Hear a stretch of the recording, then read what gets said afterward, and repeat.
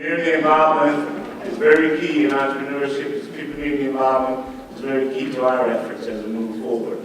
The community is not, the community has no say, they're not involved. So you gotta have to say, be involved. What we'd like to do next is give the mic and the podium to Lisa Banks, Professor of Accounting and Entrepreneurship Coordinator at Mott Community College. She's going to introduce young urban entrepreneurs. What we'd like to do is give you an opportunity to see what some other folks have been doing as young entrepreneurs. It's always good to model people. Anyone tell you, if you don't know, find a model. I think these are three great models that you're going to be introduced to as they come up. Lisa?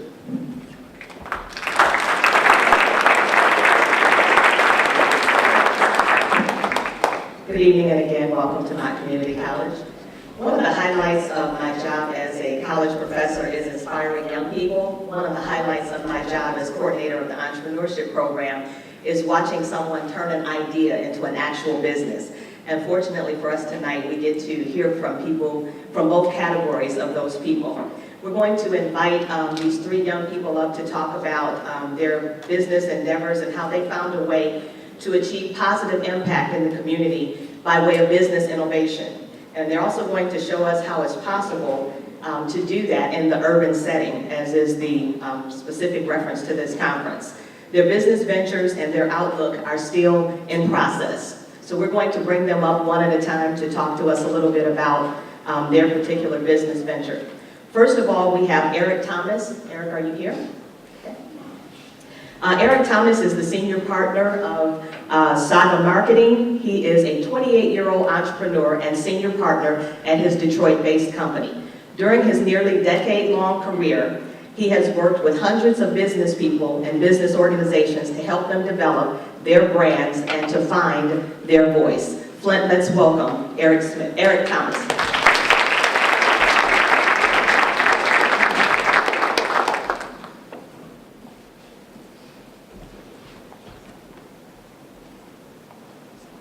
One second.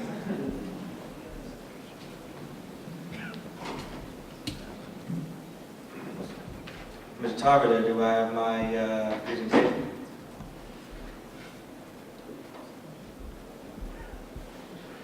That's the Godfather right there, so I have to call him Mr. Tarver. It's very important I respect the man out here that's doing everything that I've always wanted to do. Right. So in the meantime, I just go out here talking. But first of all, thank you guys for having me. I'm Flint. It's a fantastic group of people, a fantastic opportunity to speak to people who have always created and always done and always been able to overcome things I think that many people would not necessarily have been able to do. Do I get it?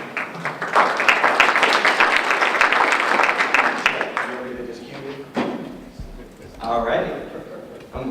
Let's see if I can do this like smoothly. We're gonna watch. All right. Good evening. Good evening. So, I used to always walk around saying I hate Detroit. I'm a Detroiter, and I used to get frustrated a lot. And what happened was, all of a sudden, one day, I started getting side eyes by people who have only lived in Detroit for 2 years, who have not even changed their address because they didn't want to deal with the car insurance. And so, I got so tired of trying to explain myself that I got upset, and I penned myself a tiny little essay just to clarify why I hate Detroit.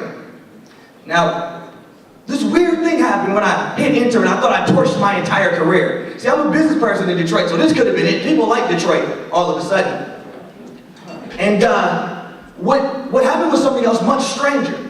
After hundreds of thousands of views being republished in the Metro Times, even being cited by the New York Times, I had majority positive feedback by an article called Why I Hate Detroit, which was a little strange. But I think what happened was, I was able to capture a sentiment by a group of people that aren't often heard. The people that come from where I come from. See, I come from a low-income community where people don't often talk to us, where we don't have streetlights. But before they added our street lights, they added bike lanes, which I thought was very strange.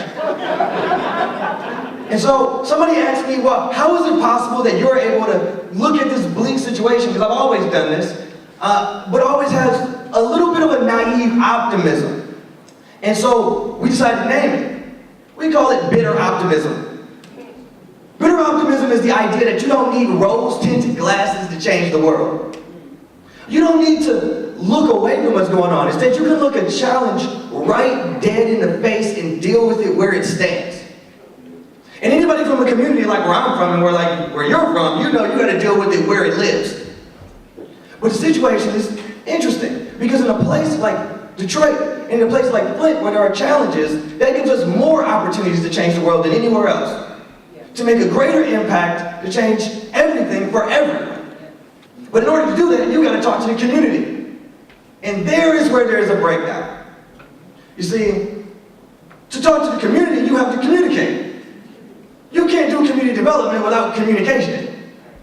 It just don't make no sense. But where our fundamental breakdown is, I believe, is in how do we communicate. Language is a barrier. You see, people who do community development tend to come in with Ivy League degrees and they speak a certain way. So when you speak in the cadence of the place where you're from, they think that you don't have the credence and the credibility to explain to them about the neighborhood that you're from. And so the problem becomes about communication. But literacy and communication are different things. I think it's time to rethink language itself. You see, Jackie Chan is the second highest grossing actor in the world, but he has what I would call cartoonishly broken English. But what's actually happening is that he has the ability to communicate with people that are it's a much larger audience than most of us. And so because of this, I heard an anecdote that really kind of shook me to my core. And it goes like this. Anyone you meet speaking broken English is usually on their second or third language.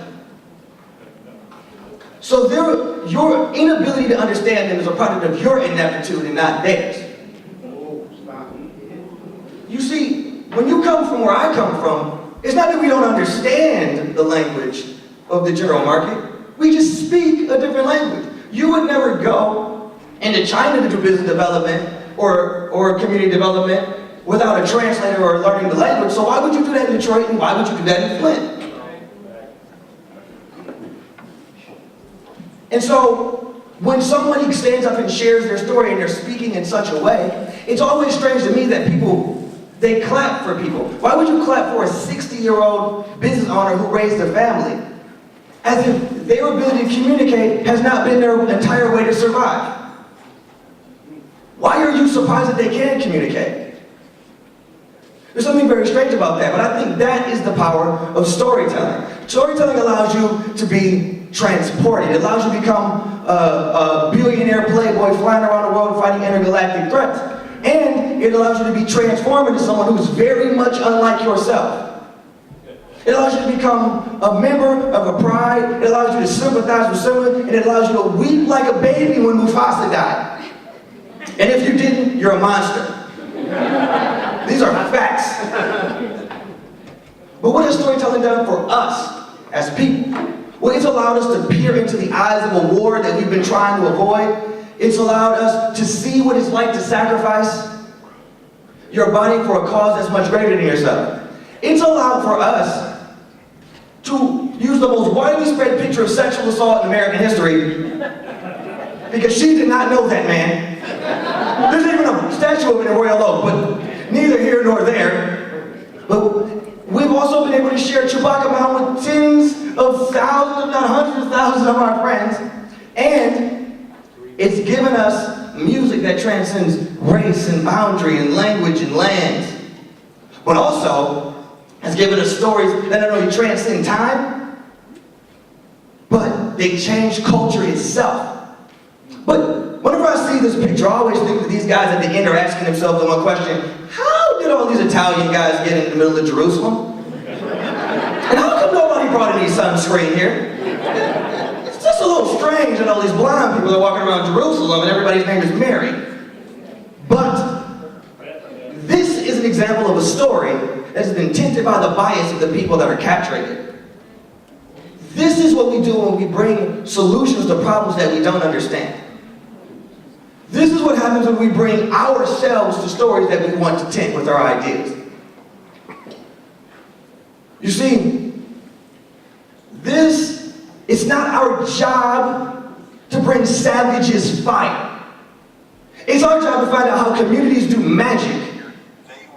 It's our job to say, how have you done so much with so little? How could you change the world without things you need? How could you create or change the sound of America without the distribution pipelines that we think you should have? How could you build homes and educate your children in a system that has been rigged against you? This is magic.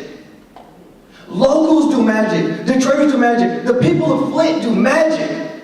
They create things in a deficit in such a way that people outside can't even begin to comprehend how you're able to survive. That is magic. And that's why it's important that we begin to maintain and lift up these local stories. It's important that we begin to harness the people that are working in communities, that they gather up and work in tandem with the people that are unlike themselves. The thing that we need to understand that's most important when telling community stories and working with people is that we're not giving someone a platform. We need to stop thinking that immediately. They're giving us a gift. They're letting us in a world and giving us insight that we could never have possibly understood. Giving us insights into worlds that we've never been able to explore. The value of the culture that you bring gives people the opportunity to change things in worlds that they could never have possibly comprehended. And hopefully, when we look at this world and we're lifted out of our bodies when we're telling real stories, not only are we able to see the things and solve the challenges that we weren't able to, but we're able to see a world that we thought we knew through brand new eyes. And that will help us see ourselves better. Thank you.